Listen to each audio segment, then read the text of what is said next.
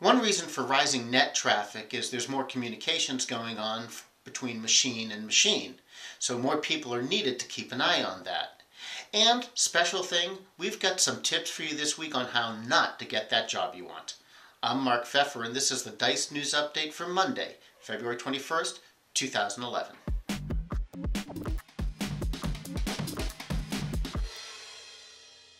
So machine-to-machine data experts are going to be in increasing demand. Cisco predicts that between 2010 and 2015, worldwide mobile data traffic is going to increase by 26 times. So yes, people are going to be talking a lot, and they're going to be playing a lot of video games and watching a lot of movies. But a lot of this traffic is due to communications between machines. In other words, gadgets are going to report back to data collection sites without human intervention. And other types of applications are going to, say, automatically update billboards or road signs. Most of this data moves wirelessly through sophisticated networks like WiMAX or even regular cell networks. So the question becomes, is this for you? Well, if you've got a solid background in networking or telecom, you can expect to find some opportunities. So just go look around. Check them out on DICE. So we spend most of our time here at Dice News Central trying to help you find work. But now we want to talk to the people who are really trying to avoid finding their next job. Are you ready? Here we go. First, just skim the job description and then shoot the company a resume, but don't bother to really craft it or your cover letter to fit the job or their requirements. And now that I think of it, don't bother with the cover letter. You really don't need one. Now, if your resume isn't easy to read or has a few mistakes in it, like, say, spelling mistakes, don't worry about that either. Your brilliance should shine through. And after your resume has cleared all the screens and it gets to the hiring manager, when the manager calls or emails, take your time about getting back to them. Let them reach out a few times.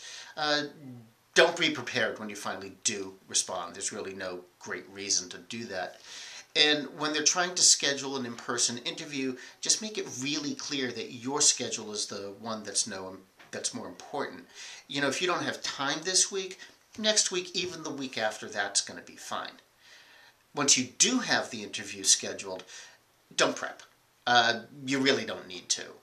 And whatever you do, don't research the company, don't research their business, and don't try to be ready to answer how you're going to help them fill a particular need or fix something that they need fixed now. Also, don't be worried about being late to the interview, because they'll be completely cool with that. And don't worry about turning your cell phone off once you sit down to talk. If you really want to impress them and your cell phone goes off, answer it, because that way they're going to see how well you multitask. Now, when you start to talk about your past employers, because that always comes up, make sure you trash them. You want to give the impression that you're the genius who could work among all these other idiots for so long. And finally, when the interview is over, don't say thank you. Don't send a thank you email, and only a real dope would send a handwritten note by snail mail. What's that going to do? Okay, so I know this is all a little complicated, but really, you can do it. So just go out there, follow these steps, and you won't get the job.